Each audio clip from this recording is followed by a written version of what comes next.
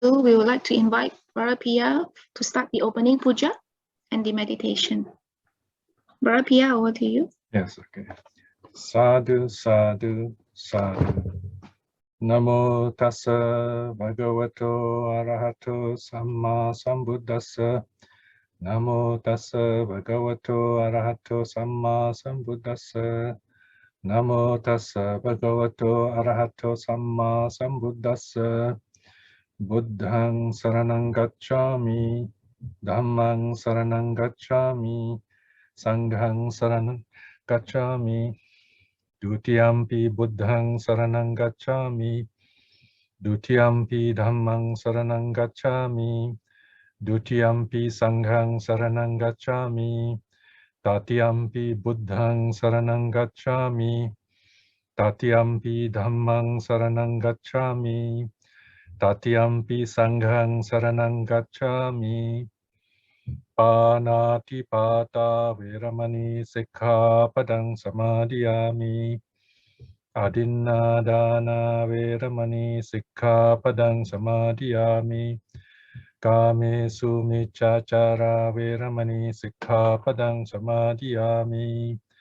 Musavada veramani sikkhapadang samadhiyami. Surameraya macca pamadatthana veramani sikkhapadang samadhiyami. Sadhu, sadhu, sadhu. Now we do a short meditation on loving kindness. As usual, the first thing is check your posture. Sit as comfortably as you can in a balanced way. You can lean back on your chair if you like, or sit upright if you prefer. Put your palms together, or on your laps, or on the arms of your chair in any way that is balanced and comfortable.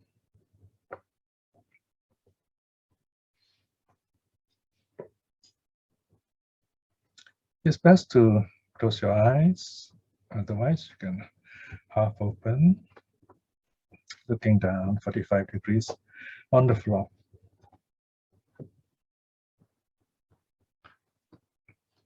In loving kindness, we begin with ourselves by saying some happy words. I will give you a few words. You just need to use only one or two that you like. For example, may I be well. May I be well. Say that in your heart. Feel it. It's like you're telling yourself to be well. And then smile. Then repeat it over and over slowly, as long as you need it. And once you feel the peace, the joy, you don't need to say it anymore.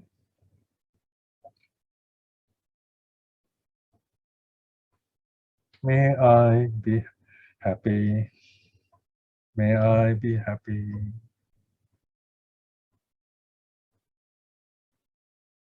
Say in a slow, beautiful way.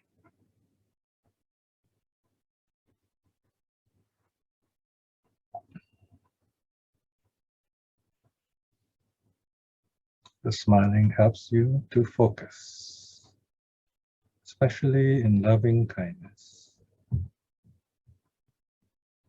May I be at peace with myself. May I be at peace with myself.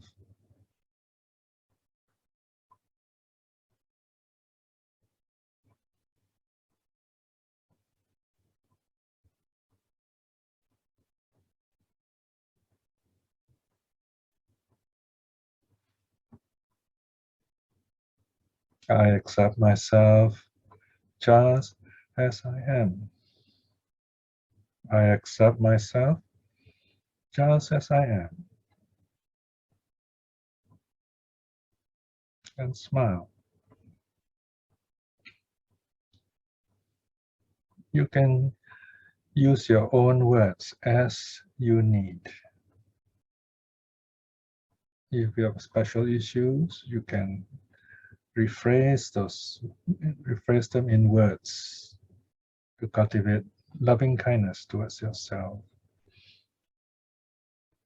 For example, you can say, may I be free from anger. May I be free from anger. And then smile.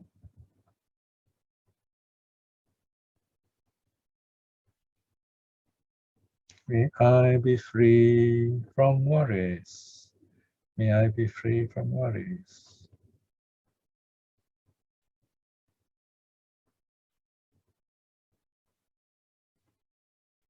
May I be free from fear. May I be free from fear. And so on.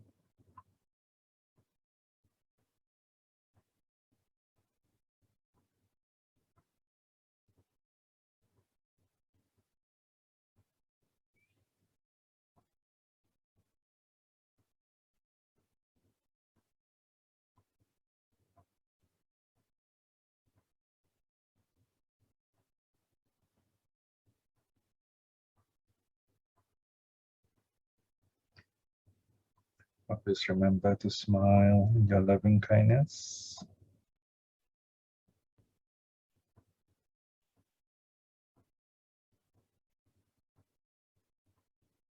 Keep repeating those words as you need them.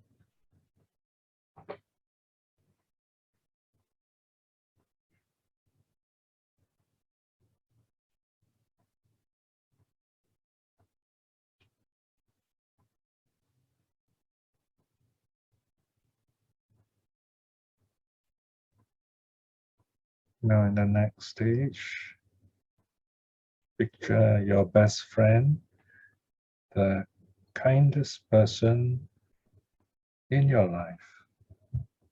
Someone still living, still alive, a relative, a friend, or a teacher who's always there for you.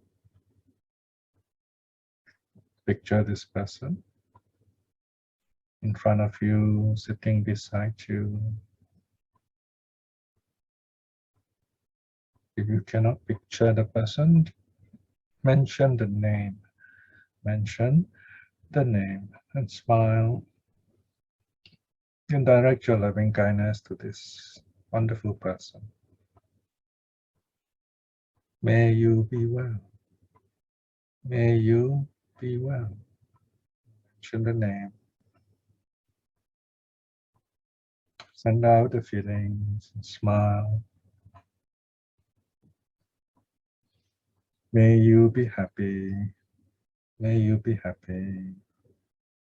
And so on as you've done before to this wonderful person.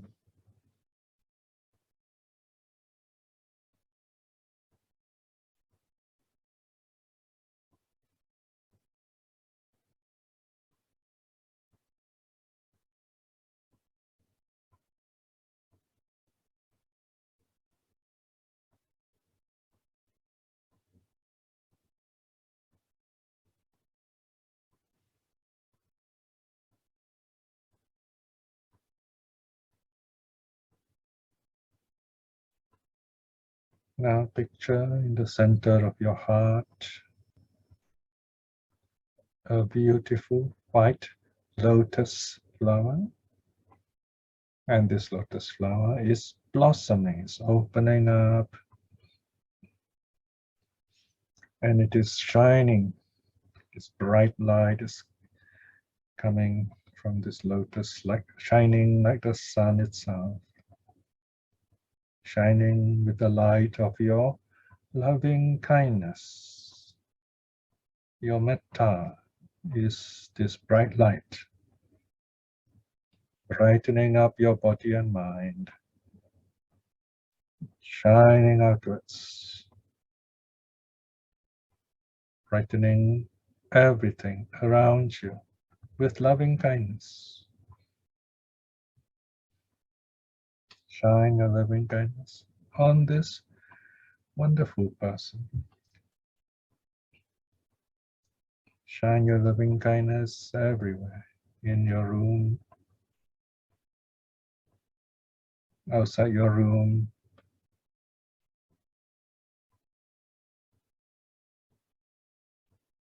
your whole house, to everyone in the house, to all the beings in your house. May they all be well, may they be happy.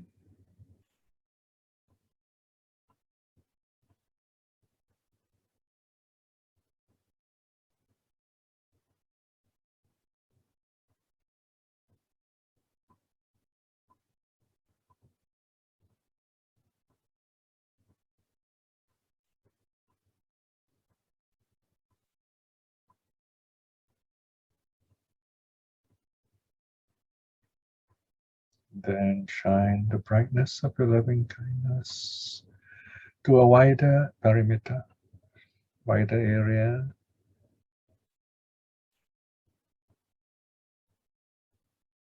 If you're living in a flat, then each level, upstairs and then downstairs, then the whole block.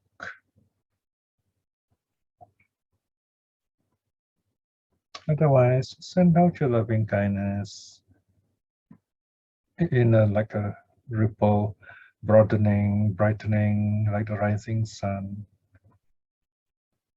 over a bigger and bigger area, cover the whole town,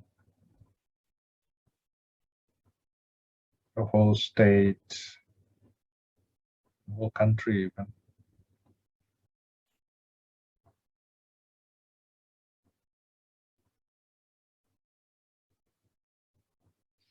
Now, as you do that, send your loving kindness to your loved ones, your family, your spouse, your children.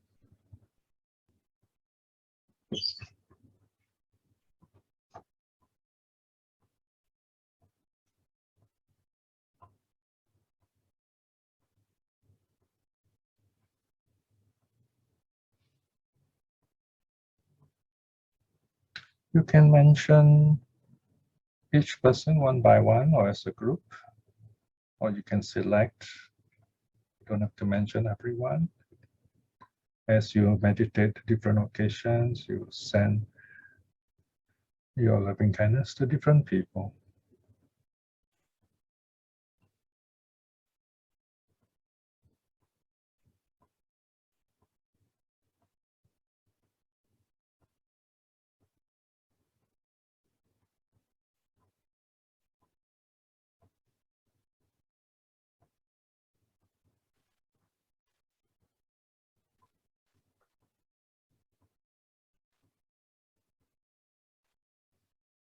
Now that we are on Zoom, direct your mind to everyone connected to us on Zoom, different parts of the country, different parts of the world.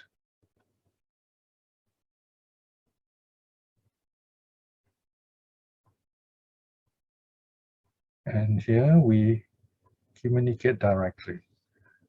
I am sending my loving kindness to you right now. May you be well. May you be well. Send the thoughts, smile. May you be happy.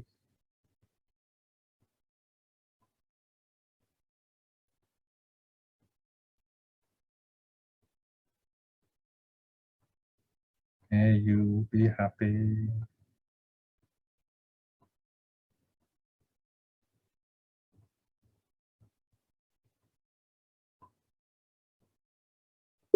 May you be at peace with yourself. May you be at peace with yourself.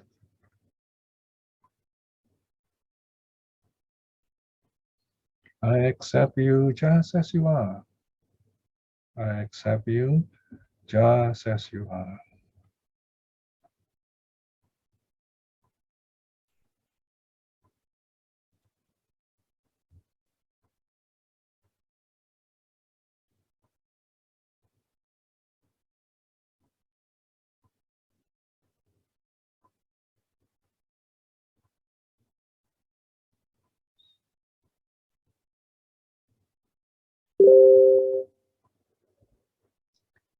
And now we come to the most important stage called breaking the barriers. Breaking the barriers, that means there's no limits. We send out our loving kindness without limits, boundlessly, everywhere. Beginning with the front directions. May all the beings in the front directions be well and happy. Shine the bright light of loving kindness from your heart frontwards, like to the end of the universe. Front quarter, brighten up with loving kindness.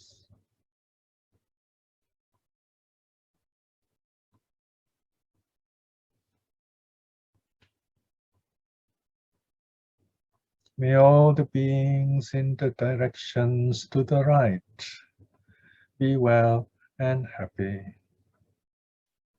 Brighten up the directions on the right.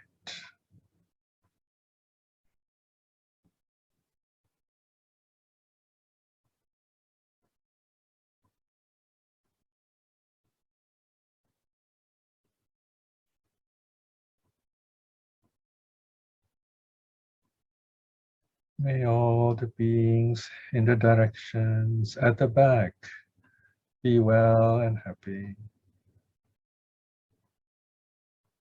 Shine your loving kindness in the quarter throughout the quarter at the back.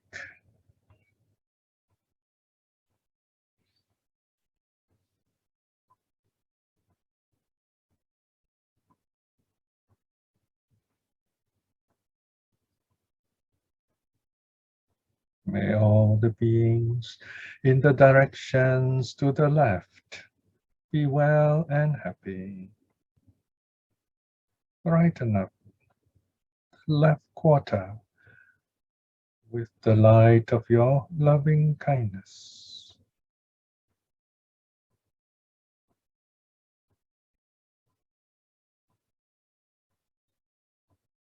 And don't forget to smile as you do it.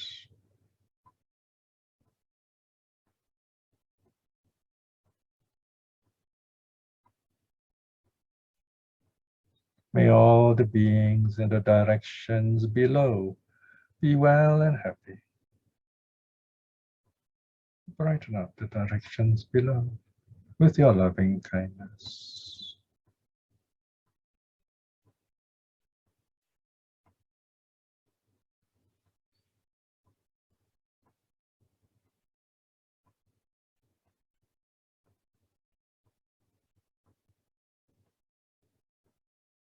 May all the beings in the directions above be well and happy.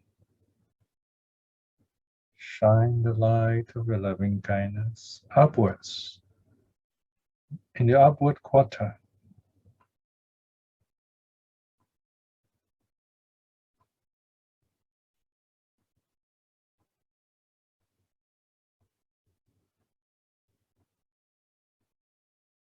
May all the beings everywhere be well and happy.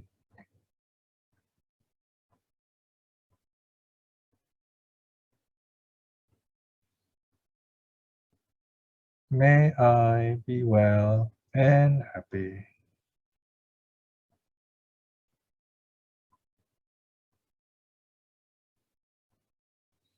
And now, as it were, bring back the bright light of loving kindness back into your heart where it comes from.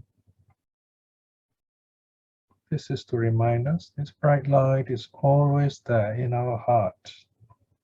This loving kindness is always there. Whenever we need it, it is there. Let this bright light brighten up your body and mind, heal you, keep you healthy.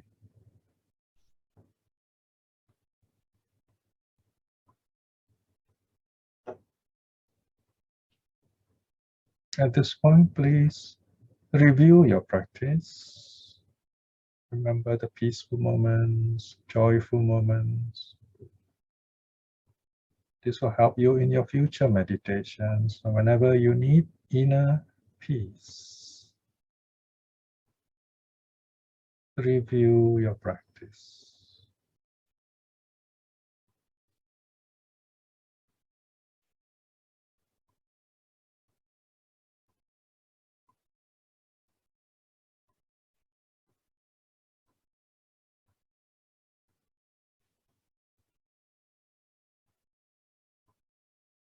Now, before we end this sitting, you may open your eyes to do just sitting for a couple of minutes, just sitting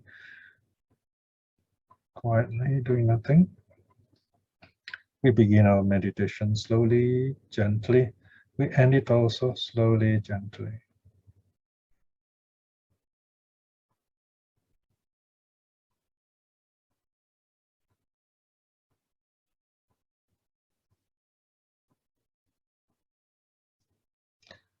Sadhu, sadhu, sadhu. Very good. Okay, now you can get your notes ready and begin with the study of the Sigāl'ovāda Sutta. The Sigāl'ovāda Sutta D31. The discourse on the advice to Sigāla. Sigāla is the name of the young man to whom the Buddha gave this advice, and Ovada means advice. Okay, so you can see the introduction. The Sinhalese version, SE means Sinhalese edition of the Tipitaka, gives the sutta title as Sigāl'ovāda Sutta. So the name of the young man is Sigālaka. It's the same word. Sigālaka is more like Sanskrit influence. Sigālaka, Sigāl'ovāda Sutta. Same meaning. Then the Burmese and the World Tipitaka, which is a Siamese version online, but now it's no more there. Has Sigāla Sutta, very short, the discourse to Sigāla. So this sutta is about the lay code, the social responsibilities of lay Buddhists. In fact, this sutta is so popular, so well known. It is one of the oldest sutta to be translated into English in the 1890s by Westerners, because they like it so much. At least 3 of them translated this into English. Okay, in fact, it is such a popular, such an instructive and important sutta. It is also called the Gihi Vinaya. Gihi Vinaya, the discipline of the householder. In other words, our Vinaya, the rules for us to follow to lead a happy life. So we're going to look at this sutta over 2 sessions, because it's quite long. So the story of this is about this young man called Sigāla. Now, we do not know the parents' names, so we only know the parents as what are called toponyms. Sigāla Mata, that is mother of Sigāla, and Sigāla Pita, father of Sigāla. We only know them like that. Sigāla's mother, Sigāla's father. They listened to the Buddha, and faith arose in them, and then they practiced, and they became stream winners. They were very devout. They were very rich family, in fact. Okay, and then later, both of them, I think separately, became monks and nuns, renounced the world. Okay, Now, the story of Sigāla and the parents come from two sources. The first is from the Anguttara Nikaya, and the other is from the Digha Nikaya commentaries. I think it's the Anguttara that says that the parents are stream winners, and this son is not keen to visit the monks. So although the parents are stream winners, this young man doesn't want to go and see the monks because he complained that, you know, it's so difficult to see these monks. You have to dress white, and then you have to kneel down and soil the dirty, the nice clothes, and then you have to keep the precepts, you have to give donations, things like that, all kinds of complaints. So he was not keen in going. Okay? In fact, the parents, although they were stream winners, they were not successful in getting even this young man, their own son, to see the Buddha. So the story goes that the father uses skillful means. On his deathbed, he tells the son, my last instruction is that I want you to worship the 6 directions. Okay, in a while I'll show you what's meant by this. So this is the instruction. The skillful means is that when this young man goes out to do his, he has to do this worship of the 6 direction, the open, that he will meet the Buddha and the Buddha will instruct him. So what's the idea? Now the other commentary is probably the Digha Nikaya, I think, says that this couple, they go on to renounce the world, and they both became arahats. Okay, they got their own Theragatha commentary also, say that they all became arahats. So there are 2 versions of the stories now. So possibly when the father was dying, and so the son came to see him, and then he gave instructions to the son. And so this was, the story starts here. Okay, so let's look at the sutta now. Okay. Let's go down to the sutta itself. Okay, very good. There you are. Sigāl'ovāda Sutta, Discourse on the Advice of Sigāla D31. Thus have I heard at one time the Blessed One was staying at the squirrel's feeding ground in the bamboo grove near Rajagaha. Okay. At that time, Sigāla, the young house lord. Okay, so he's now called house lord because his father has passed away, and he's the lord of the house. He's a young man now, he's in charge, no? So he's performing his filial duties. Having risen early in the morning and left Rajagaha, was with wet clothes and wet hair, and with lotus palms worshipping the different directions, that is, the east, the south, the west, the north, the nadir, and the zenith. Okay, these are the 6 directions. Okay, let's look at this diagram now, 6 directions. Okay, Wendy, okay, here you are. So, okay, now in the Indian directions, they normally stand facing the east first. So like you see this man facing the east, because they don't have a compass in India. So they find the direction by facing the east in the morning, so they know that's the east. Okay, that's also called the front direction. Okay, and so it faces the east, and at the back would be the west. Okay, so the right hand is the south, the left hand will be the north. Well, you can see this on this 3D diagram on the green plane. Okay, then above him, right overhead, is called the zenith. That is the point on the celestial sphere directly overhead, the point directly above, the highest point, if you like. All right, or it's also called a meridian, right above. So when we say noon, the sun is right overhead on the zenith of the meridian. The meridian is the line on the earth. Okay? The zenith is simply the direction above. And then below we have the nadir. Nadir is the lowest point, downwards, the point on the celestial sphere directly beneath the observer. So these are the 6 directions. So the father just said worship the 6 directions. Of course, this young man's idea was that he's worshiping the gods of those days. But remember, that's not the reason that his father instructed the son. Let's find out what is the real risen, what happened after that? Okay, let's go back to the sutta. 1.2. Okay.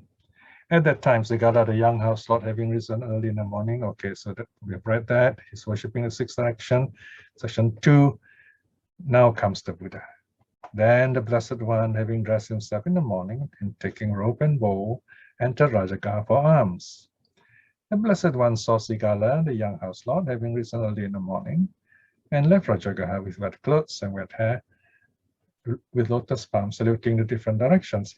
Now, wet clothes, wet hair, because he washes himself in the river first. So this is a typical Indian way of worshipping. They wash themselves clean first, and then they stand all wet and doing their prayers. So by the time they finish the prayer, their clothes also dry up. So it's quite convenient. Right?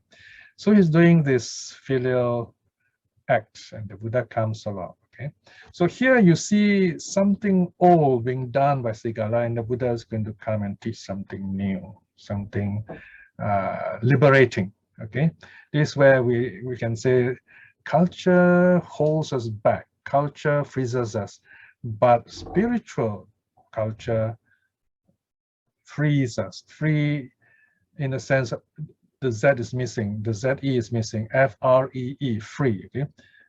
F-R-E-E-S, frees us, whereas culture freezes us, F-R-E-E-Z-E-S, because culture makes us do this, do that, to be kind of part of a tribe and so on. But spiritual training makes us two individuals that we can contribute in a really positive way to society. All right, so the Buddha meets this young man, 2.2. Seeing Sigāla, the young house lord, the Blessed One said this to him: "Young house lord, why do you, having risen early in the morning and left Rajagaha with wet clothes and wet hair, with lotus palms, salute the different directions?" And then everything's the same, right? So notice here, the Buddha purposely asked the questions. I mean, someone so wise as the Buddha knows what's going on in the mind of this young man, but he purposely asked all these questions because he's going to instruct him, and also he's going to instruct us on what we should really do. So Sigāla replies. He's further down. He says, "Bhante," you can see the paragraph beginning, "Bhante, when my father was dying, he said, 'Son, the direction should be worshipped.'" Right? That's all he said. "Son, the direction should be worshipped. So I, honoring my father's word, respecting it, valuing it, hallowing it, having risen early in the morning and left Rajagaha with wet clothes and wet hair, with lotus palms, saluting the different directions, that is the east." Notice it starts with the east first, right? Because the ancient Indians face the east, the rising sun, and then the south, which is on the right, the west, and then the north, the neda, and the zenith. Okay, so you go like more or less in a circle, in a sunwise circle. Then comes the turning point, 2.3. The Buddha says, "But young house lord, the directions are not to be worshipped in this manner, in the noble one's discipline." So this is the first time in a manner of speaking, the Sigāla really hears something from the Buddha, the noble one's discipline. By now he's mature enough, so he's old enough to understand the importance of certain words like noble one's discipline. In that case, Bhante, how are the directions to be worshipped in the noble one's discipline? It would be good, Bhante, if the Blessed One were to teach me that Dharma, or so in this here the word Dharma can mean duty, can mean teaching. We call it polysemic. In other words, it's got many meanings. So he says the word Dharma or Dharma, right? Regarding how the direction should be worshipped in the noble one's discipline. "Then listen, young house lord, pay close attention, I will speak." So I want you to picture this interesting scenario, okay? This young man, wet clothes, is standing, and the Buddha also is standing. So this whole sutta is given standing, right? Not many people realize this.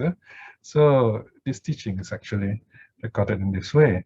And then you may ask, how do we know this sutta? Well, the Buddha returned to the monastery and then retold this teaching to Ananda, for example. Yeah.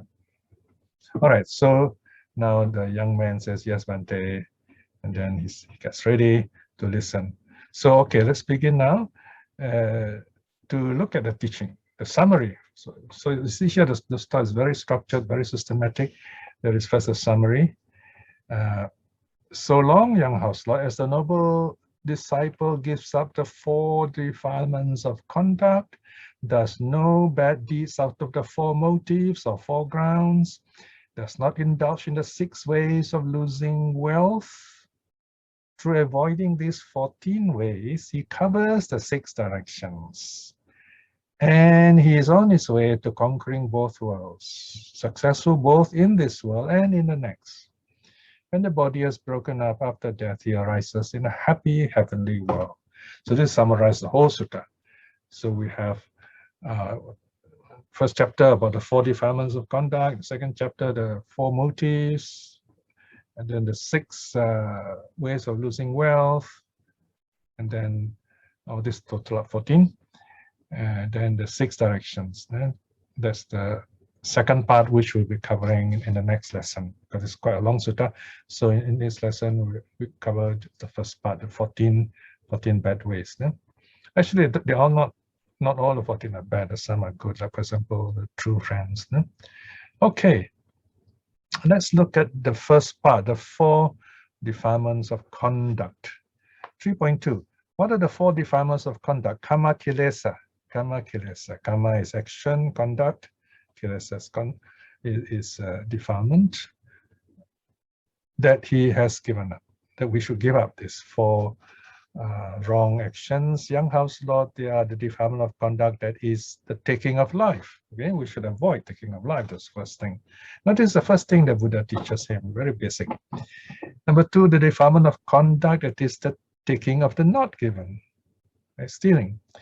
The defilement of conduct that is sexual misconduct. The defilement of conduct that is the uttering of false speech. These are the 4 defilements of conduct that he has given up. So this noble person gives up these 4 precepts. Okay, so notice basic teaching, and so the Buddha gives him the most basic practical things that a young man who now has his own property and status and so on, this is the way he should live a moral life. Now you may be wondering, what about the 5th precept? Well, notice this talks about conduct. In other words, it's action of the body. Whereas the 5th precept is about the mind. So that's covered up elsewhere in a long section. And we'll come to that in a moment. These are the 4 main practice first. Okay, so Sigāla listens, very easy to follow. Okay, let's see what happens next. So now notice here, the Buddha gives the teaching, and then there is always a verse summary. All right. Having said that, the Sugata, the Wayfarer, the teacher, further said this: the taking of life, the taking the not given, false speech, and going with the women of others, these, it is said, the wise praise not. So it's like a summary, it's very easy to remember. Now look at the second line, and going with the women of others. You may be wondering, oh, isn't this kind of man-based, kind of chauvinist? Well, remember, the Buddha is teaching a young man, right? So here the Buddha is very specific, teaching him how to keep the precept, right? So this is a social aspect. It needs to be adjusted when we practice the precept for ourselves, right? Okay, so now the part is finished. The Buddha goes on to the 4 grounds or 4 motives or 4 reasons we should not do any action. Section 5. By which 4 grounds or motives does he do no bad deed? Notice lots of double negative here. Do no bad deed, because when it comes to moral conduct, the first thing is we should not do certain things, the bad things. Right? We find this in the verse 183 of Dharmafarer, right? Not to do any bad, to do good, purify the mind. This is the teaching of the Buddha, so it starts with that. So first, the Buddha said he does no bad deed led by the bias of desire. Notice the Pali, Chanda Agati. So these are called Agati. There are 4 biases. They also call the 4 biases. Very often we break the precepts because of desire, right? The precepts already mentioned earlier in the previous section. then he does no bad deed led by the bias of hate, right? So hate is the opposite of desire. They kind of go together. There's two sides of the same coin. And the third, he does no bad deed led by the bias of delusion, right? Here there is knowledge, but it's a kind of confused knowledge, wrong view, superstition, okay? Now we know these three as dosa, lobha, dosa, moha, the three roots of bad karma, or the three bad roots of karma, right? So here we have a fourth one. That's why it's called, when it comes to four, it's called the four biases. And the fourth bias is he does no bad deed led by the bias of fear. Now, why fear? Bhaya gati. The first three are psychological. They're kind of like deep in our unconscious. This kind of personal thing. Fear very often is motivated by social awareness, by other people. So we want to, like, look good to society. So we fear people might look down on us, things like that. So that's one aspect. Right? So sometimes we do wrong things because of fear, because people threaten us, for example. Right? So this adadin, very common. People do bad deeds out of fear. So remember, when we do something, we must ask ourselves, am I doing this out of bad desire? Now, there's such thing as good desire, okay? Chanda especially, there is good desire. And there's also bad desire. So if there's bad desire, no, we should say no to it. Then if it is out of hate, we say no to it. Out of delusion, we say no. Out of fear, we say no, okay? Of course, fear here, you have to examine properly. Fear of what? If it is fear of evil, it's something else, it's different. Here, fear is more like lack of courage, that's different, okay? So it's a negative emotion here, in other words. Because the noble disciple young house law is not led by the bias of desire, not led by the bias of hate, not led by the desire of delusion, not led by the bias of fear. He does no bad deed to these four grounds. The Blessed One said this. So this is the teaching. Once you see the word, the Blessed One said this, means that's the teaching. The Buddha said this, okay? And then the Buddha gives the verse summary, okay? So it's very standard here. First teaching, verse summary. Whoever by desire, hate, delusion, I notice fear is put second, put third on that.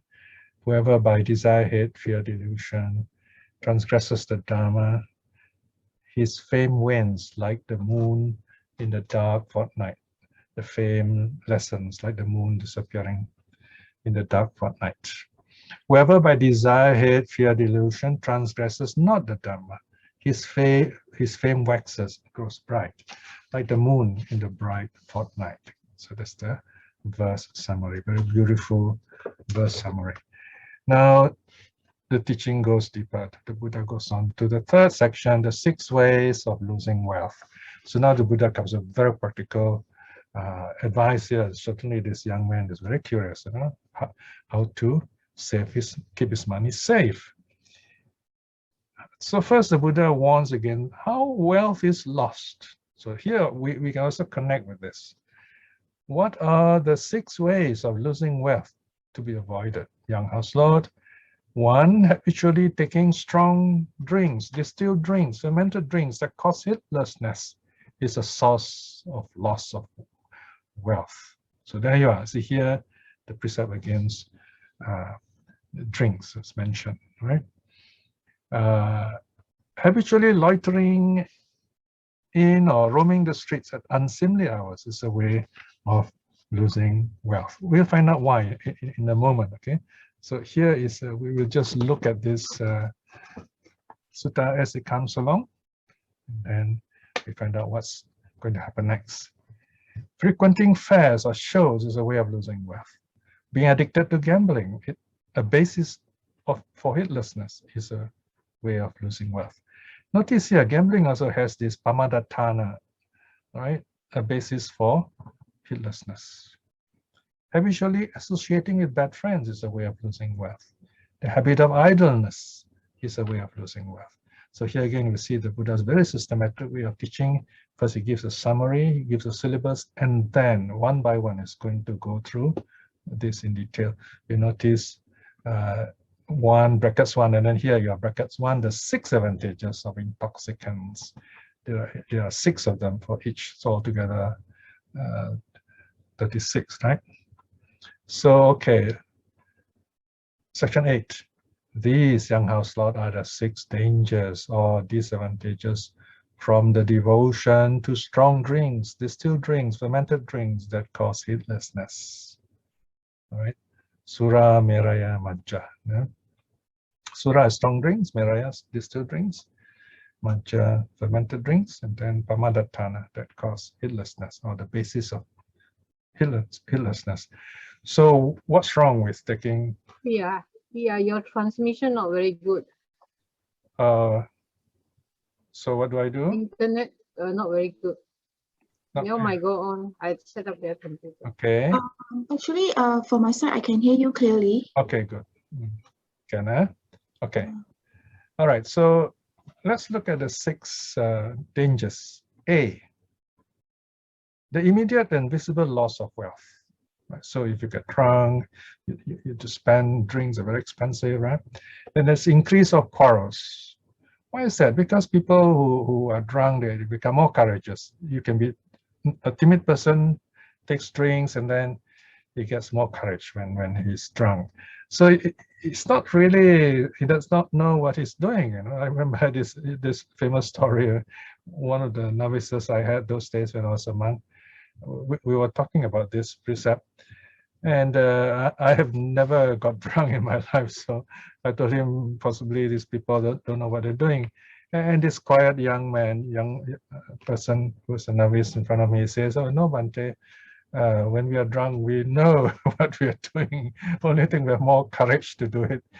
Without drinks, we are more inhibited, you know, but with drinks, you are less inhibited, right? So you are likely to quarrel more, and you get into more problems, more family problems, more problems with people. Number 3, the doctors will tell you, you can see doctors nowadays, they ask you, do you drink, do you smoke, right? So easily prone or more prone to illness, like cirrhosis of the liver and so on, you know, the bleeding of the liver. D is a source of disgrace, disrepute, right? Because you do strange things, say things which are rather unsocial and so on, so people get embarrassed, right? And then E, indecent exposure of oneself, right? You see the typical picture of someone who's drunk, is disheveled, his clothes are not properly, you know, it's not properly dressed and so on. And if you go on drinking, apparently it is said that the brain shrinks actually over time. F here, it says it weakens one's wisdom. So it's difficult to meditate if you're drunk, for a simple explanation here. So it's the 6th cause, because there's a correction here, the backbone. So these are the reasons why we should not drink. Okay? These young house lord are the 6 dangers from the devotion to strong drinks, distilled drinks, fermented drinks that cause illness.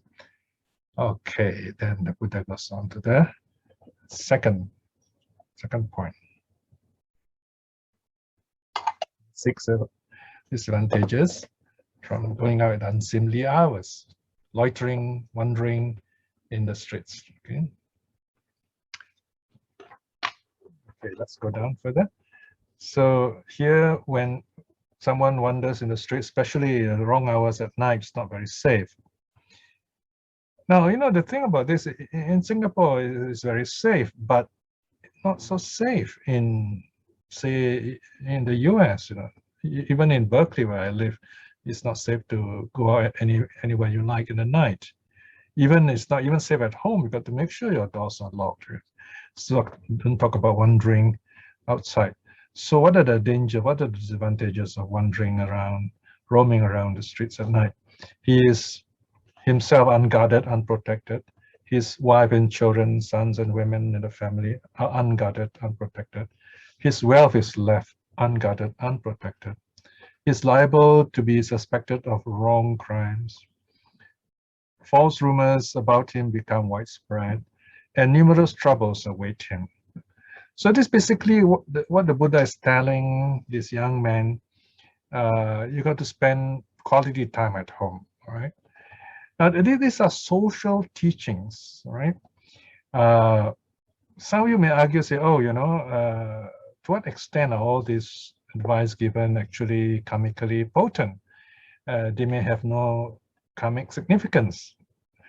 To some extent, it's true. Like, for example, just because I wander at night in the street doesn't mean I'm creating bad karma. It depends what happens and how I do it. So here is more a preventive conduct.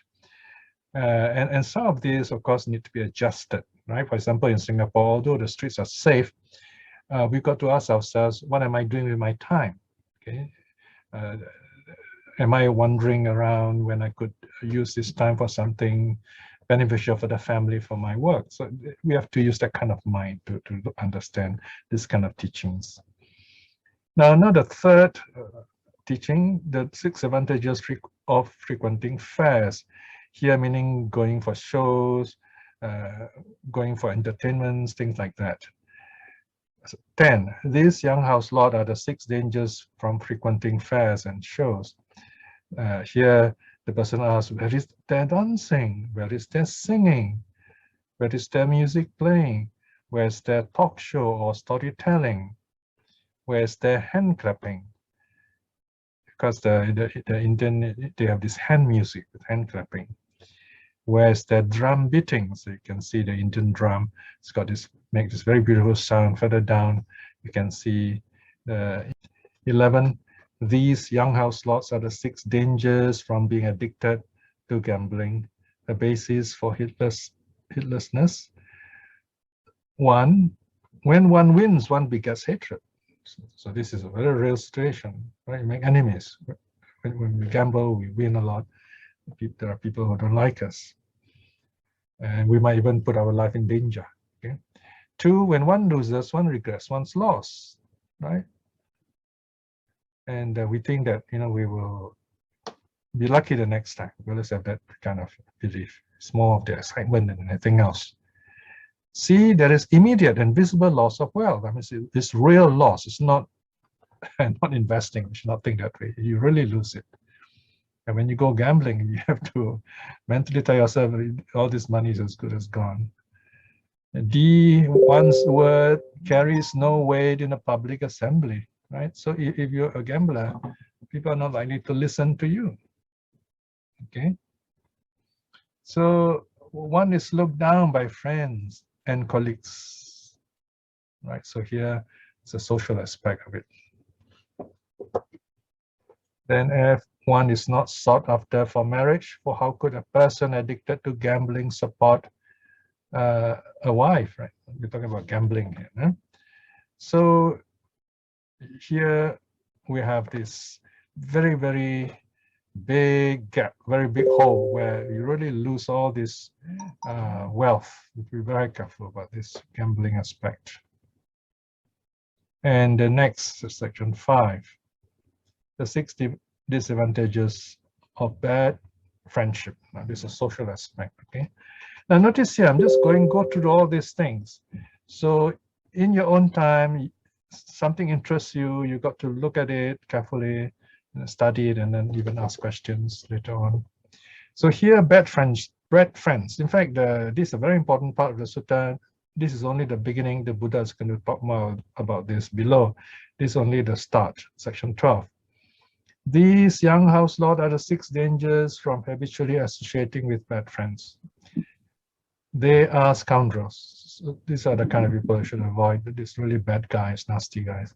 They are drunkards. It's obvious, right? They thirst after sense pleasures. And here you can do all kinds of situation, affairs, and disease even. They are subtle cheats or confident tricksters. They kind of, in reality is they are parasiting of you. They're open cheats. Sometimes they can be really direct, and you don't even know it.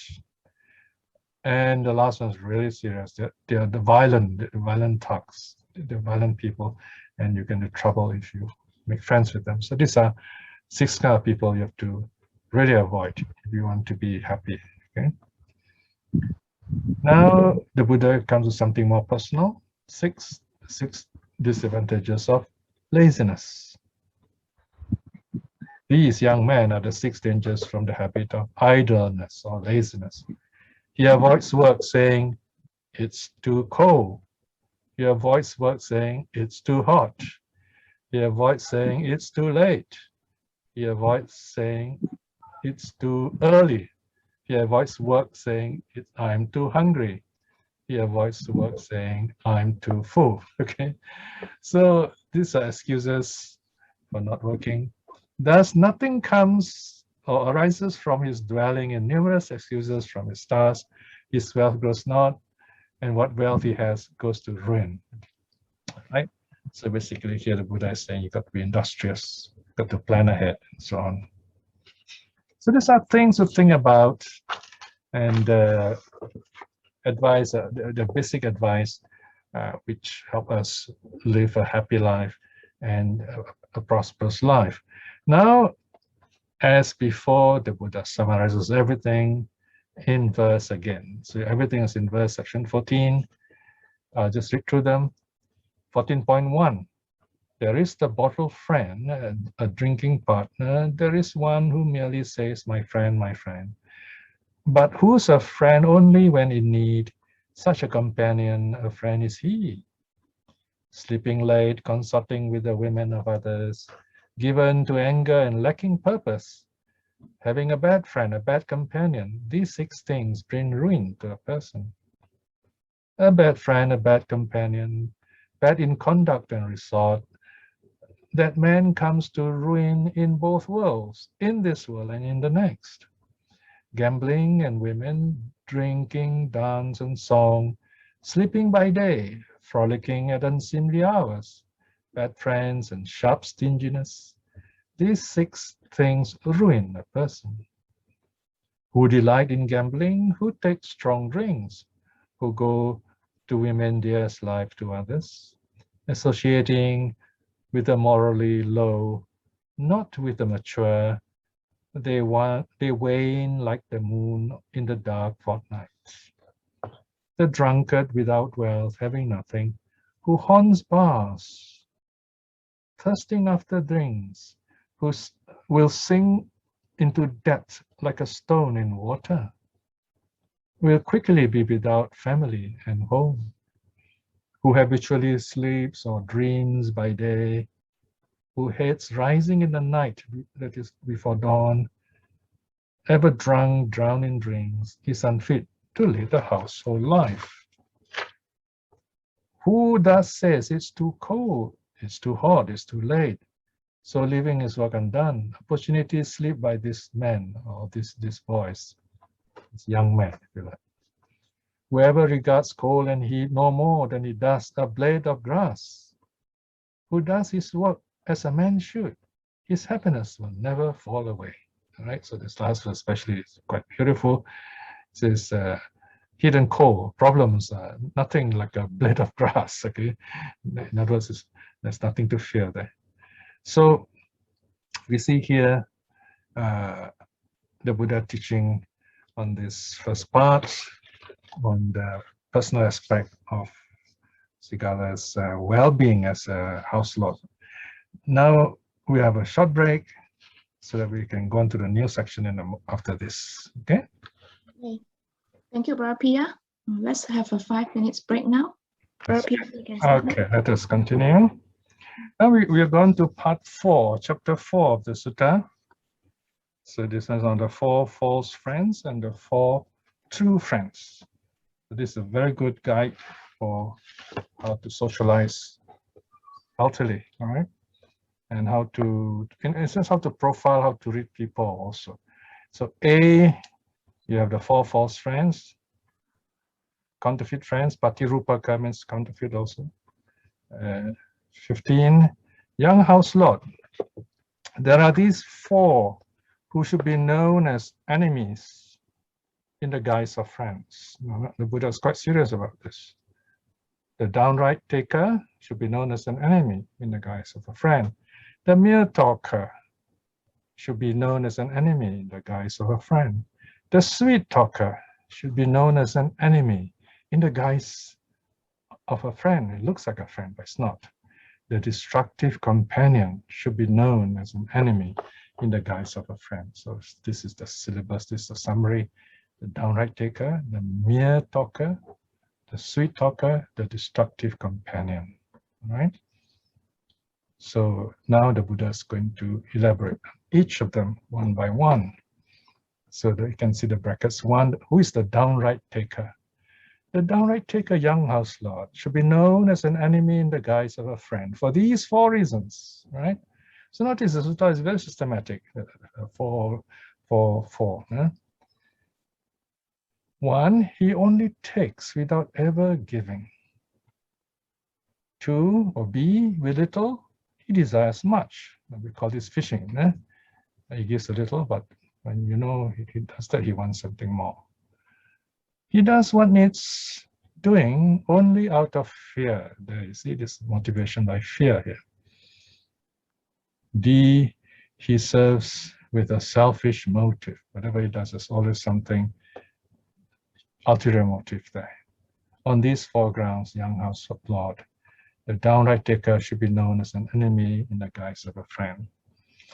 Of course, we do not right away know all these. We learn this in retrospect. We look back, we examine. Once we learn, then here the Buddha is kind of giving us an early warning, so we are more careful. All right. So this is the downright taker. Next, there is the mere talker, the one who only talks, and this person should be regarded as an enemy, masquerading, pretending to be a friend. Who is this person? A, he claims to having been hospitable in the past. He reminds you, he says, oh, you know, I remember I helped you in the past. Okay, he keeps telling you that. B, he promises hospitality in the future. This sounds familiar, right? He said, whenever you need help, if you're in difficulty, just contact me, okay? And when you do, he says, sorry, you know, I got bigger problems. And then C, he worms his way with empty favors. So those things they say are very sweet and nice, but they don't mean anything. All kinds of promises. D, in present tasks, he feigns misfortune. There you are. So when you need help, he said, oh, you know, I have really bad luck this time and so on. So from this we know. Okay, so these are the signs, right? And very often we hear these things, but we actually take them to be true and honest feedback, but it's not the case. So be careful, in other words. So this is the one who is a mere talker. Then you have the sweet talker. Okay, this is the really nice sounding guy. The sweet talker, young house lord, should be known as an enemy in the guise of a friend for 4 reasons. He approves of your doing. He approves of your doing wrong. He approves of your doing right. Or he disapproves of it, depending on what profits him. Now, there's a bit of problem translating this part. But either way, the meaning of this is that this is the kind of person, whether you do right or wrong, you say, oh, I'm your friend. You do right or wrong, I'm your friend. Okay. So he doesn't really care about your moral virtue. C, he sings your praise to your face, right? So in front of you says all the nice things. D, he runs you down behind your back, right? So he doesn't, he's not really liking you, it's just using you.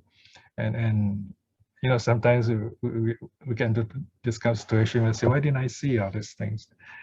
So here the Buddha is reminding us, and then we look back by retrospect, you know, once in a while, especially once a year, look back, how's my life? How should I improve myself? So these are the guidelines.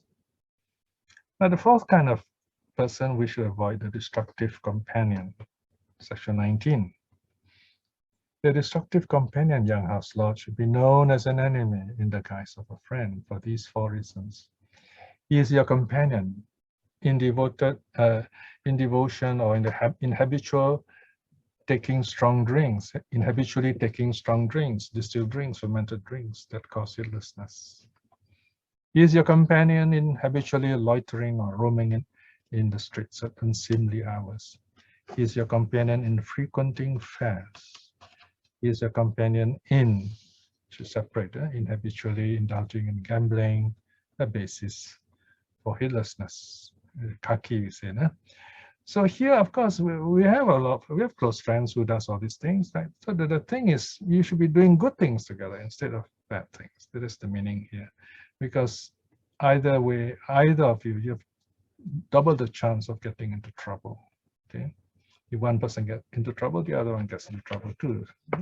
In this case, so this is the destructive companion, right? So now the Buddha closes his part by summarizing what is in verse section 20. Having said that, the Sugata, the Wayfarer, the teacher, further said this: the friend who is a downright taker, and the friend who is a mere talker, and the one who is a sweet talker, and the one who is a companion in losses, these four are not friends. Thus the wise should know. They should be avoided from afar, like a dangerous path. Okay, now let's look at the positive side. So it's not all bad here. So now we have a true-hearted friend. I like this word, suhada mitta, right? So you see, su means good. Hada here is a word for heart. Okay, usually hadaya, but here is a short form as an adjective. So it sounds very nice. Suhada mitta. Suhada mitta is something like it's a precursor to the Kalenan mitta, the spiritual friend. Young House Lord, there are these four who should be known as true-hearted friends. The helper should be known as a true-hearted friend. The one constant in joy and sorrow should be known as a true-hearted friend. The good counselor should be known as a true-hearted friend. The caring should be known as a true-hearted friend. So there you are. These are four qualities of a good friend. Helper, constant, gives good advice, good counselor, and is really caring. Then the Buddha goes to detail what are the qualities of each of this kind of person. Brackets 1, the helper. The helper, young house lord, should be known as a true-hearted friend for these four reasons. He guards you when you are heedless, when you're careless. He's there to protect you, so to speak, so to guard you, to remind you. B, he guards your property when you're heedless, when you're careless. Like you leave your wallet somewhere behind, he keeps it for you. Of course, much more than that. C, he is a refuge to you when you are in fear or danger. Like he protects you, right? D, when you are faced with tasks, things to be done, he provides you with double the supplies you need. So this shows his generosity. He is really helpful. So this is the true-hearted friend, okay, for these four reasons. So as I said, these are beautiful teachings. You have to read them again over time. Here I'm only going through with you, helping you to introducing you to all these teachings the Buddha has given us. 2, the one constant in joy and in sorrow, okay? The one who is a friend to thick and thin, 23. A young house lord should be known as a true friend for these four reasons, okay? Number 1, he tells you his secrets, okay? So you find here this close friends, they will tell you things which they won't tell others, things which are helpful to you. In other words, he might tell you, don't make this mistake because this is what I did before, this is what happened, right? So he shares you his secrets. And of course, you're not supposed to go around telling those things to others. He keeps your secrets. There you are, you see. So you also should do the same thing. You should keep his secrets in that sense, because he's telling you not to do something or how to do something right. See, he does not abandon you in your trouble. So he's there. When you are in difficulties, he's there too.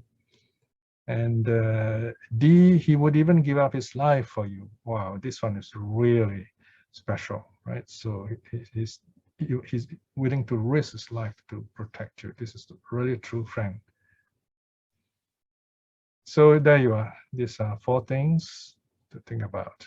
Now, the third good, true-hearted friend is the good counselor. The good counselor, the one who shows the benefits, of the goal. You see, you look at the Pali word, the good counselor, attakayi. Okay, atta, there's apostrophe there, that means the A is missing, atta. And then akayi. Akayi means the one who speaks, the one who shows. Atta has a number of good meanings. It can mean goal, it can mean benefit, it can mean purpose, goodness, and so on. Okay.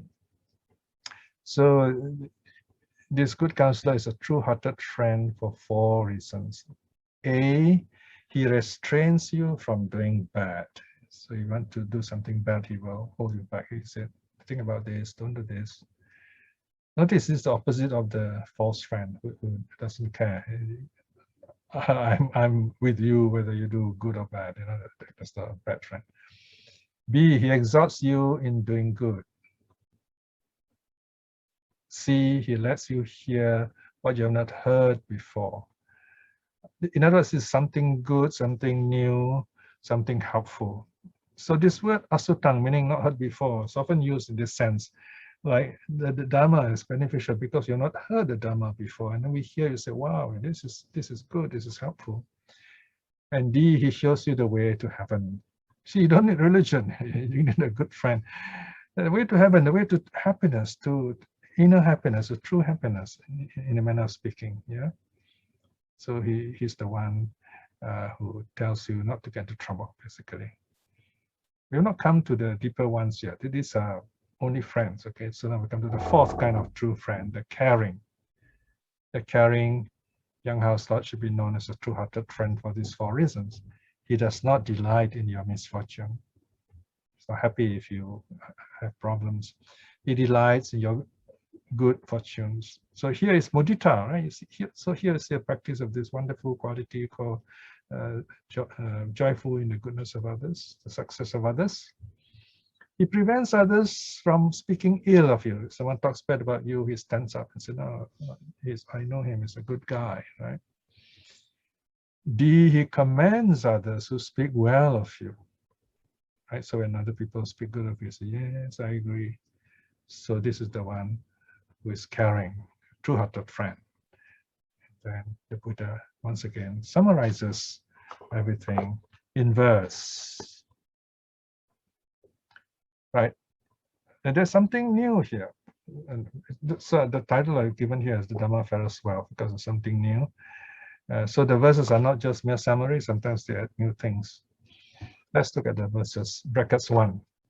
The friend who is a helper and the friend in weal and woe.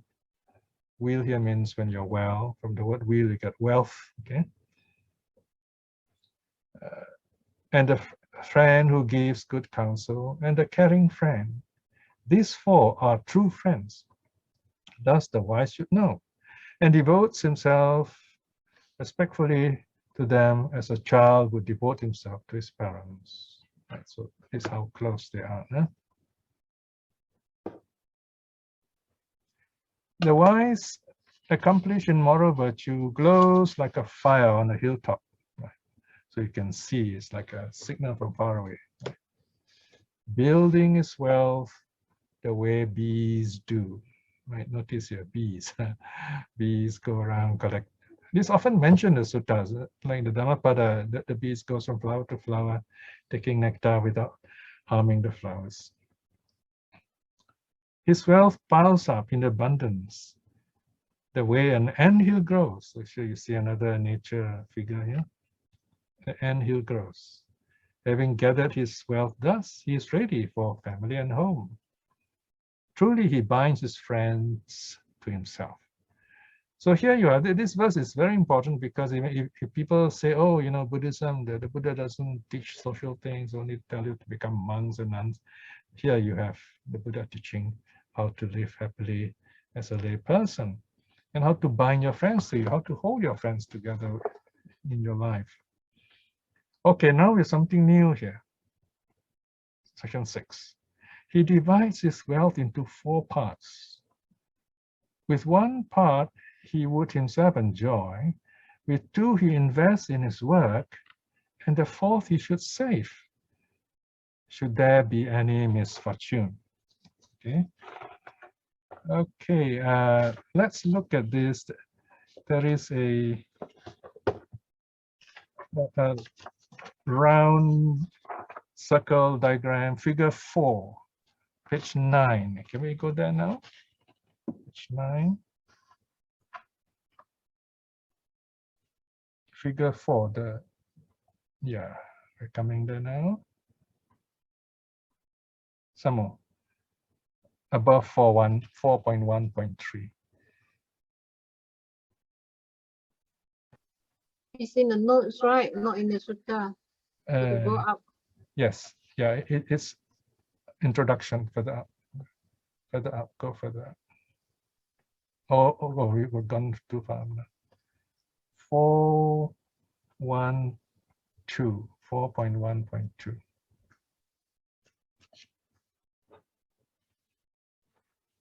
Further down. It's a round circle. There you are. Okay, very good. Okay, so this is a kind of a suggestion by the Buddha. So notice the first thing is 50% investment. So whatever money you have, 50% put back into business, into the work you're doing. Okay, so this is one way to keep the business viable. 35% saving, this is quite high, but it's good. This, as I said, this is a suggestion. And then you have another quarter is for yourself here. This last quarter with 5 parts is given in another sutta, where the Buddha teaches how to divide your personal expenditure. Number 1, in other words, 1/5 personal and family use, like support for parents, spouse, children, servant, visiting families and colleagues. That's the 1/5. And then another 1/5 is for the benefit of friends, for entertaining. So in other words, here's like budgeting. Okay, it doesn't mean that's the exact amount you must spend. It's budgeting. You should not go over that amount. Number 3, invest in security and insurance. Insurance people like to hear this. So if you're working in insurance, you should be a Buddhist. This is a good way to encourage Buddhists to buy insurance rather than keeping money in fixed deposit in banking. So save money in that way. You get back. You're sure to get back that money, or even more even. And then the number 4 is a 5-fold offering. So here again, we have this special budget to give to relatives, to guests, to the departed, to the government. We pay back by way of taxes, to the devas. So here the Buddha added something extra, because in those days, it's not actually for the Buddhists. Remember, this Sigāla is not a Buddhist yet. So if you do worship the devas, the Buddha is saying, this is the amount. Do not overspend. So the idea is not, we should not misinterpret this as the Buddha approving of deva worship. Not at all. The purpose of this is a budget. The Buddha is saying, do not spend more than this in your worshipping and religious affairs. Right? And then 1/5 for supporting worthy religious. Here religious means people who are religious, monks and teachers in Dharma work. So in other words, here you can see as a Buddhist is only 5%, whereas other religion go higher. So the tithe is not that high. Okay, so all right, so this is a bit of background. Now, before I close that, let's get back to the diagram of the spoon again, same place where we were before. Let me talk a bit about that, and then we'll stop for the day. Now, I mentioned earlier that the ancient Indians in Buddha's time never had this, what they call compass. The Chinese discovered the compass. And their discovery is in the form of what's called a south-pointing spoon, actually, a south pointer. So this is an example from around 200 BCE, where this spoon always points south. The Chinese discovered this, but they got all kinds of mythology about this. So this is to give you an idea about directions, okay, which we'll talk again in the next lesson. So for today, it's just nice. We can end here. And next time we talk about 6 directions, the 6 duties, reciprocal duties of a householder like most of us. Okay, let's go on to questions now. Thank you, Brother Piya. Over to you, Sister Aixim, for questions. Everyone, as usual, please raise your hand if you have question, if you want to ask, or you can type in the chat box. Sister Aixim. Thank you, Sister Wendy, and thank you, Teacher Piya, for the Sutta teaching. The first question from Yan City. Habitual drinking is discouraged. What about occasional drinking? Same thing, discouraged also. That's the simple answer. Here, the Japanese have a saying, it says, man takes drink, drink takes drink, drink takes man. Okay, and this is Japanese. They just use, I don't know how many characters, So man takes drink, drink takes drink, drink takes man. Okay, so that's one. Yeah, you may say, oh, that's easy to say, you don't drink, okay? Well, that's the thing, places like Singapore, we have the Buddhism of affluence. We're rich Buddhists. So we're wondering how to break the rules without breaking the rules. I tell you break the rules, sooner or later the effects will come. See? The fact that we have money, the fact that we are wealthy, should give us that chance to create more good karma, rather than enjoying life. What do we mean by enjoying life? Is it just drinking? Is it going for shows? There are many ways of being truly happy. Right? So if you really are serious about Buddhism, you'll find out those ways. You want to live that kind of happiness. Let me tell a real story here, okay? There was once I was giving a class to this group of elders, and we were reciting the precepts. And when we came to recite Surah Meraya, there was suddenly a lower tone, less voices. And some people were not reciting it. And then at the end of it, I said, how come there's a less voice to recite the 5th precept? And they were honest enough, we were close friends, so to speak. So one or two of them said, oh, we drink, so we can't recite the precept, or we don't want to recite the precept. Well, I said the whole idea of the precept is to remind us not to drink, because there is the effect of drinking. And whether you recite or not, it's still, the karma is still there. It is when you recite the precepts, you are in a better position, you are reminded, don't break the precept. And when you do break the precept, you know it, and then you say, oh, why did I do it? Then you discover your weaknesses, how to prevent the weaknesses. So that's how the precepts work. The precepts are not there to punish you. The precepts are there to remind you, oops, red light, you have taken a drink, so this what happened, right? So it's your own guilt, your fear, and then you lose wealth and so on. And that's going to bring you problems. And then you start saying, oh, why did I do this? So this is all prevention. See karma, I see this precept as prevention of bad karma, right? Now, okay, we have a real situation here in the West where we have drinking culture, right? I have friends who are Western Buddhists who do drink, and I'm sure some people listening here are Western Buddhists. And they tell me, if you take the 5th precept strictly, as really no drinking, is going to be difficult for the Italians, for example, for the many Italian Buddhists today. We even have a forest monastery there. And then the Scots also drink, and it's really bad case, a lot of bad problems in Glasgow, for example. You have at night just drunk, sleeping in the streets, But the point is, their drinking culture for centuries, partly also because of their religion.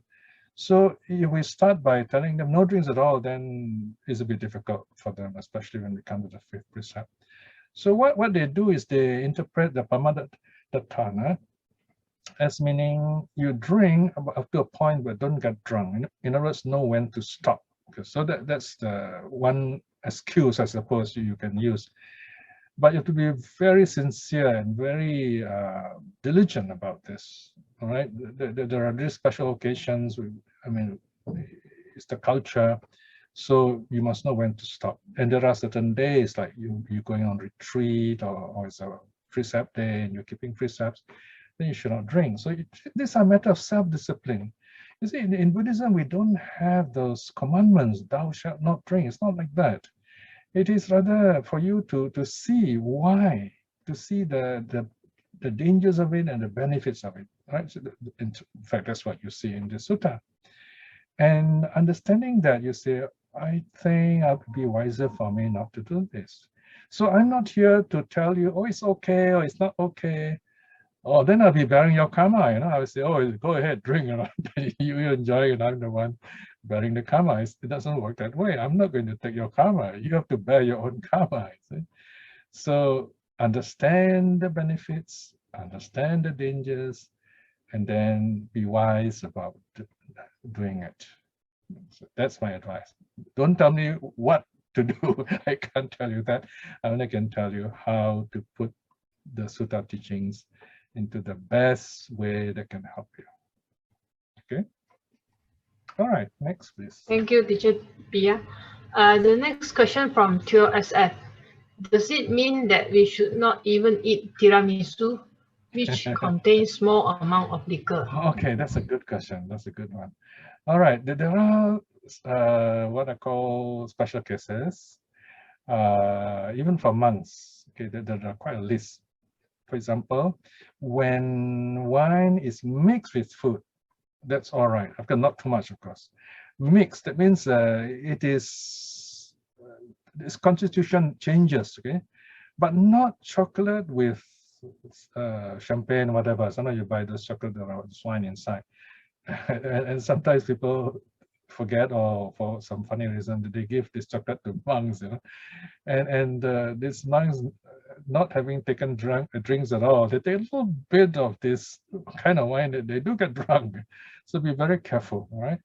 So if it is mixed with cooking, the whole concoction is changed because of the cooking.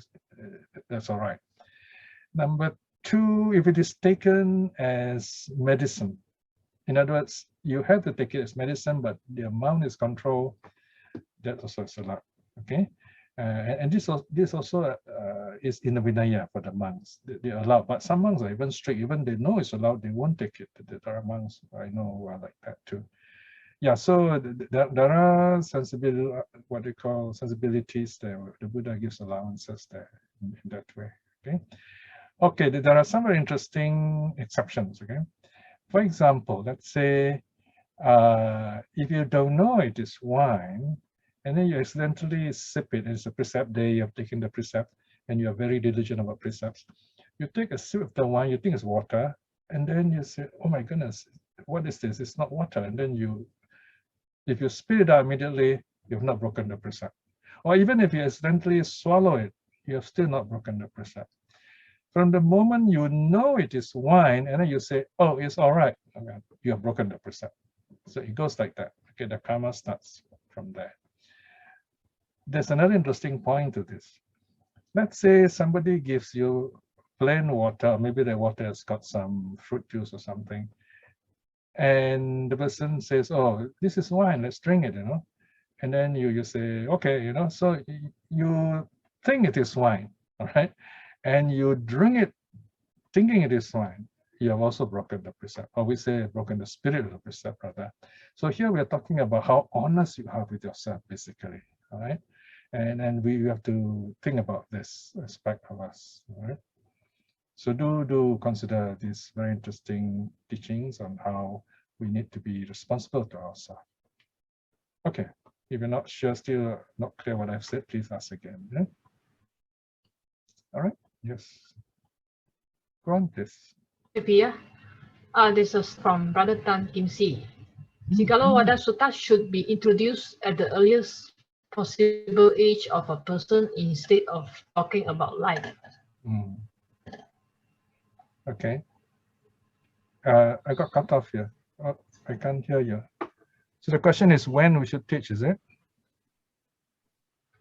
Actually, there's not a question, it's like a statement. Oh, statement. Yeah, okay. Sigāl'ovāda Sutta should be introduced at the earliest possible age of a person instead of talking about life. Yes, I would agree.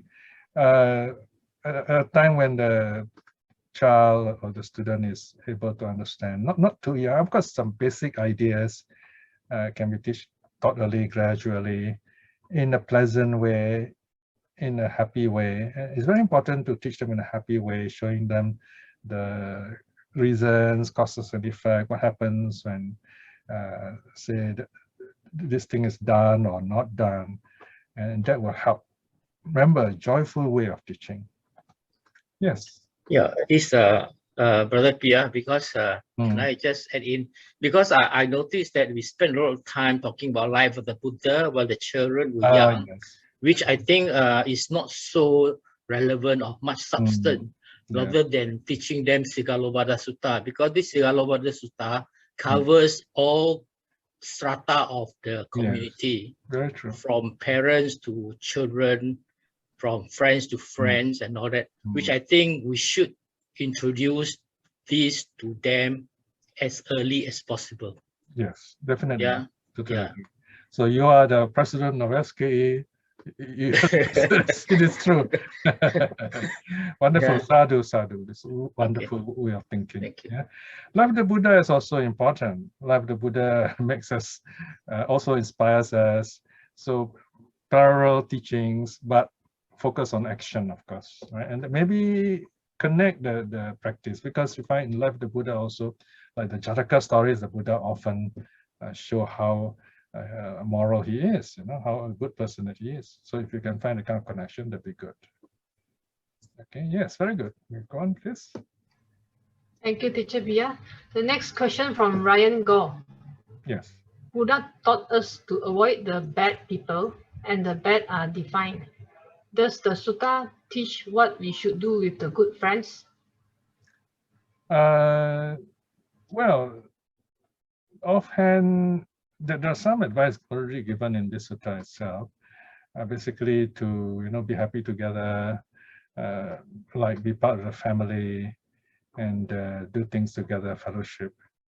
So we talk about spiritual friendship. So we come to the area of spiritual friendship here.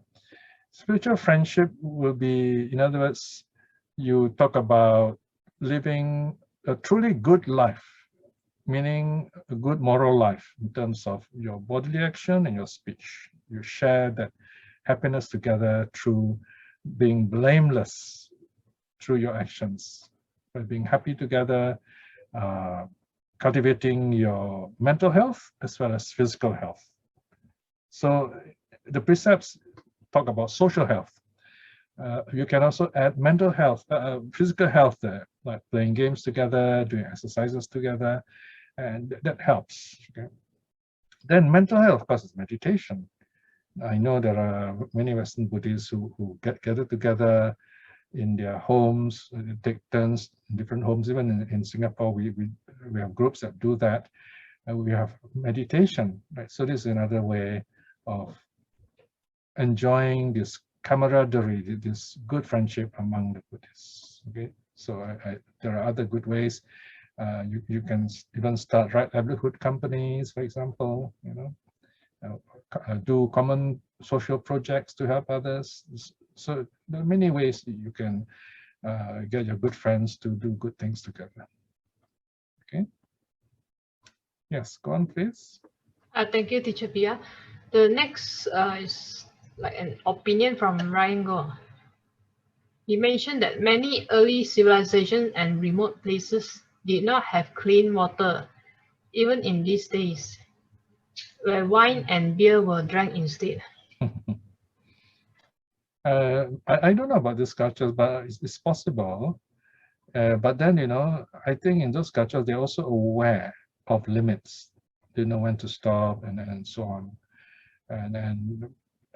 And just because, these are also exceptions to the rule. We're very careful about just because it happens in one place doesn't mean it should apply to everyone else. All right. So basically, the Buddha is saying how to prevent, situations which are difficult. Okay, so the rest we have to think for ourselves. All right, let's go on. Thank you, Teacher Piya. The next question from LCO. How would Buddhists deal with problem in business as to charge customer professional fee or just survival fee enough for oneself? This is a tough one. This is about right livelihood. If you are working in a company that's not right livelihood, then you can see all these things going on. It is profit above people. Whereas in right livelihood, we say people before profit. So it's quite a different approach. And we have all these MNCs, multinational groups and so on. Whereas right livelihood is more like a cooperative kind of thing. We work together, not only to support ourselves, but also for cooperation, to have fellowship together and so on. And so overcharging people, of course, is wrong, right? So this is where, if we have a choice, then we ask ourselves, how can I correct this?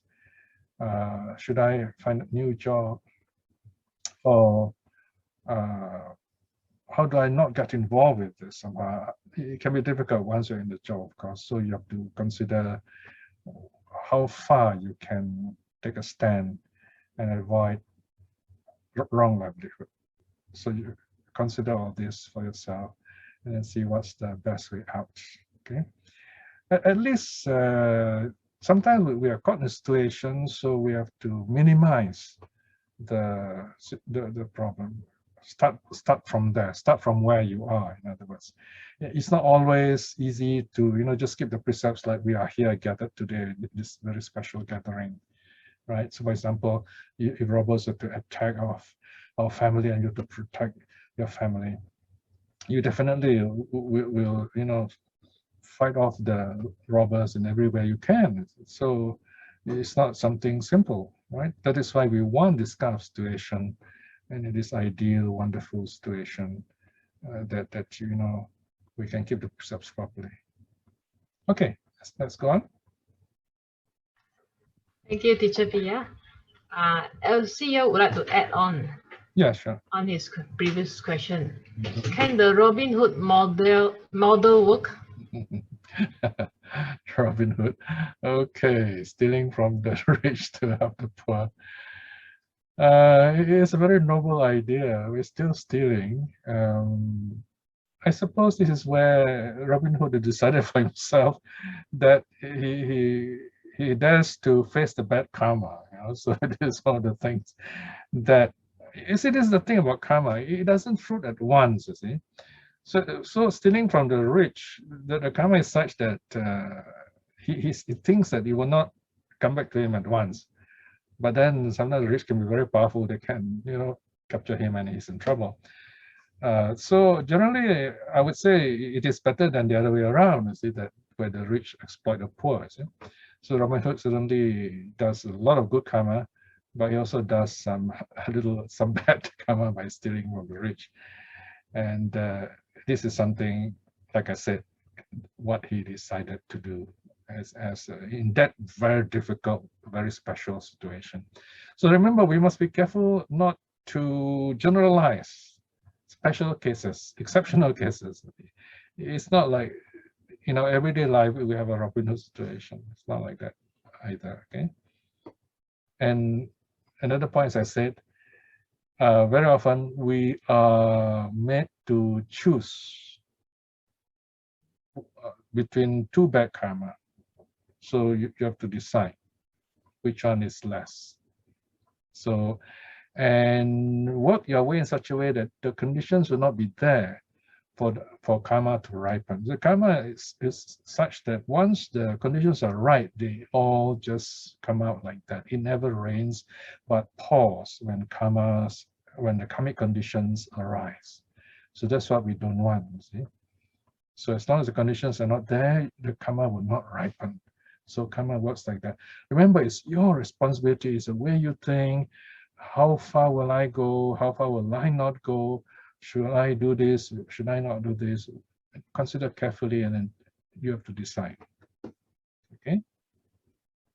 So, all right, let's go. Thank you, Teacher Piya. At the moment, there's no more question in the chat box. If anyone would, okay, there's another from Ryan Gore, another question. Yes, sure.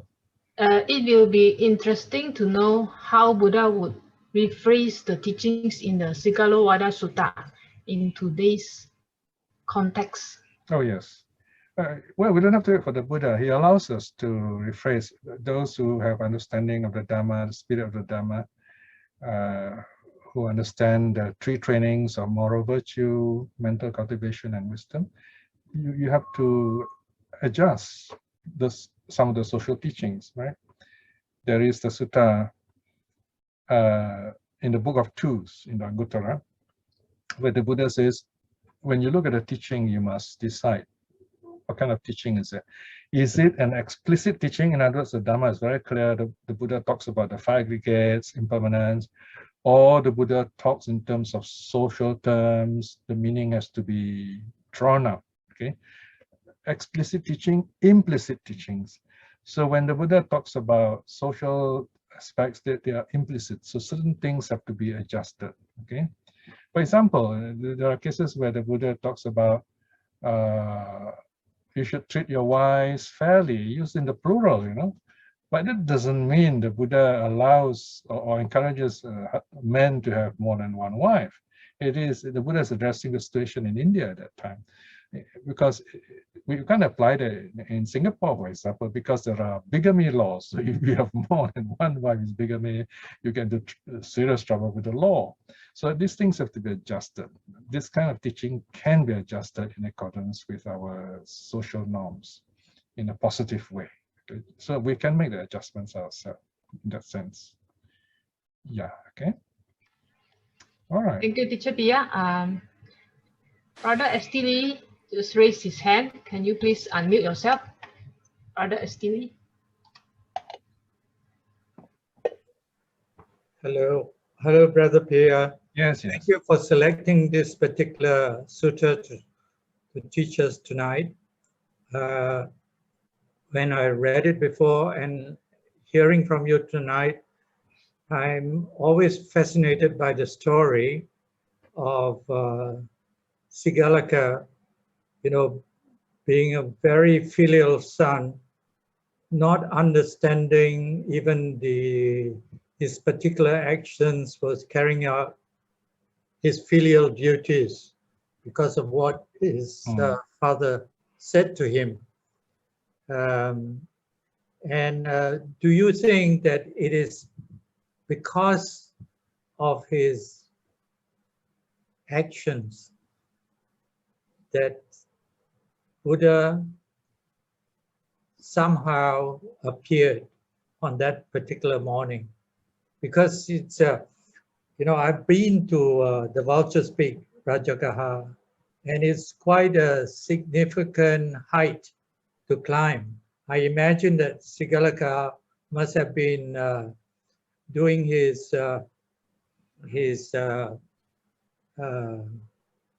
praying up. No. Beside a river. Peak. Beside a river. Yeah. Beside a river. So do you feel that it is because of his particular intention, actions, because of his filial piety, that actually his karma blossomed, as it were?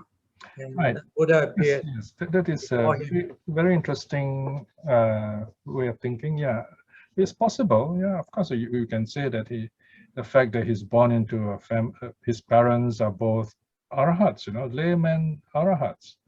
So you can imagine the good karma that he has created, but somehow not enough for him to have that faith to go forward, take that step himself. And according to commentaries, the Buddha has the habit of getting up in the morning and doing his special meditation of metta, and then he surveys the world to see who that day is ready for his teaching. And suppose that day he sees Sigāla. So that's the other explanation. What's interesting here is I'm not sure, there's no record of Sigāla's parents telling the Buddha, confiding in the Buddha, say, oh, my son's like this, can we get him into the temple? There's no mention of that happening. There's only the story that the father simply tells the son, Sigāla, please do this, right? As a skillful, he didn't say anything except honor me by worshiping the sixth direction. And knowing that when he goes into the open, doing this, the Buddha will come along. And to do this, he has to wash himself in the river, come out of it, and then stand on the river bank, let the water drip, and then start worshiping the sixth direction. So the Buddha passed that way and saw him. Or the Buddha, in his, what we call, cultivation of great compassion, his attainment of great compassion, sees Sigāla that morning and then goes to him because he knows Sigāla is ready. And then he talks to Sigāla because Sigāla is an intelligent young man too. And he somehow he knows his parents are very religious people, and just a matter of time that his good karma will ripen. Yeah, so I would say both sides are possible. Yes, that his father's action and the Buddha also seeing that he's ready. Yeah, okay. Brother Piya, do you know the end of the story as far as Sigālaka was concerned? Having received this particular teaching from Buddha, what happened to Sigālaka? Yeah, I tried to look to see whether he becomes at least a stream winner. There's no mention of that. He just says that he has happy rebirth in the heavens. So but then remember, the fact that the Buddha has approached him, that's wonderful good karma. So in time to come, that good karma will work its way for him. Yeah. So it just takes a little longer, that's all. Yeah. Okay, thank you for your questions. Yeah. Thank you. Okay, let's go on. Teacher Piya. Teacher Piya. Yes. Teacher Piya. Oh. Can I ask a question? Pamuja, okay, yes, go ahead, Pamuja. Yes. Is Sukhavati mentioned in the sutta? Not at all. It's a later invention. It's a later invention, yeah. I see. It's a paradise. I mean, it's like a permanent place, like heaven, the godlike heaven, yeah. It's a later idea, yes. So early Buddhism, we don't, Buddha did not teach it, so we should not encourage others to do it. I see. Of course, if they're doing it, okay, it's religious freedom, it's up to them, but we do not practice it if we follow the Buddha's teaching. Then where do arahats go to? Nowhere. When the fire goes up, you put out the fire, it doesn't go anywhere. Because if arahats go somewhere, then they're going to go through all this suffering again, you see. All right? So arahats, all the fire aggregates have gone out. Fire has gone out, doesn't burn anymore. So there's no more suffering. All right, so this is not an easy idea to understand. That is why we need to build up our basic understanding. The idea now to reflect on is fire burns, fire brings pain. There are three kinds of fire called greed, hatred, delusion, and they burn the hottest. But once this fire goes out, that's nirvana. They don't burn again. And the fire has gone nowhere. So the arahats too do not go anywhere. No more suffering. That's all. Okay, that's one way of looking at it. Simple way, without too much of a deep philosophy. Okay, right. Let's go on. Any other questions? Thank you, Teacher Piya. Just now, Brother LCO raised his hand, and I wonder whether he want to ask question. Mr. LCO. Okay, just to add on to just now about the LCO, okay, brother. All right. Yeah.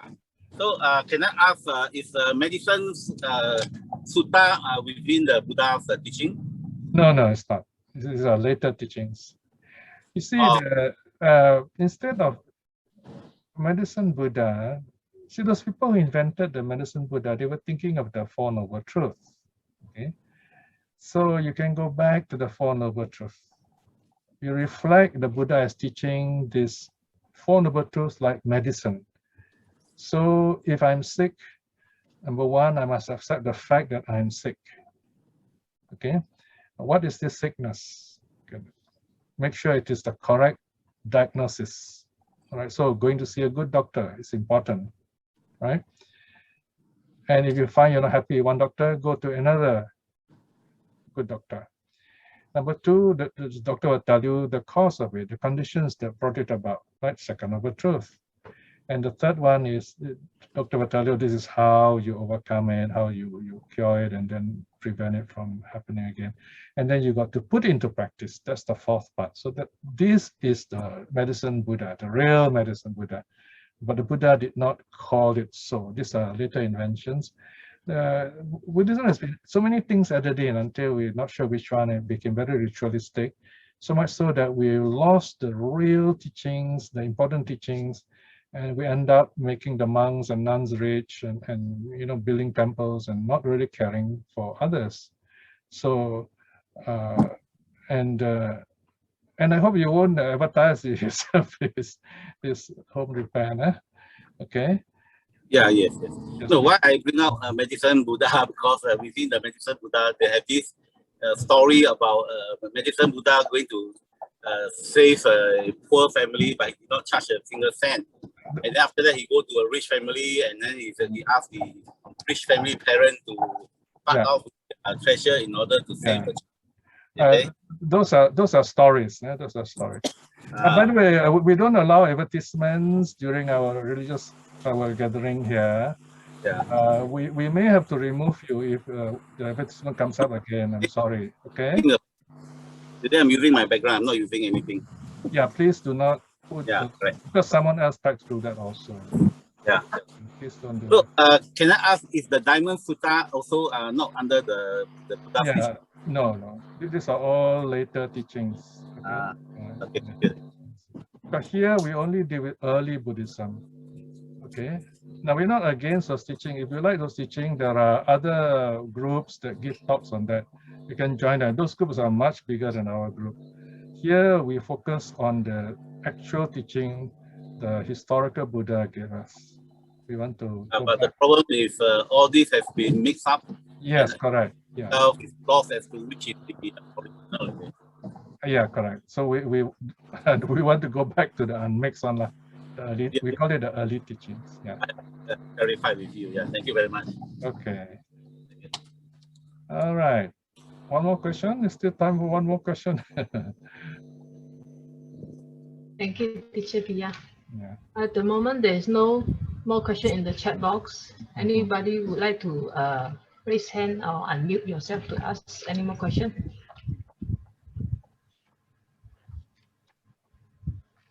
Anyway, meantime, do remember tomorrow 8 p.m. we have another Zoom lesson on the right view, okay, in the Training for the Path series, TP 2021. So tomorrow 8 p.m. This will be under the Minding Center. Okay. So Teacher Piya. Yes. From Puja here again. Yes. So Sigāl'ovāda Sutta actually can be used in modern day relationship management. Definitely, yeah. That's what it's for. That's why I'm teaching it. Okay, it's for our practice today. It's not a ritual of listening and then forgetting about it. Yeah, this is for us to put to practice in daily life.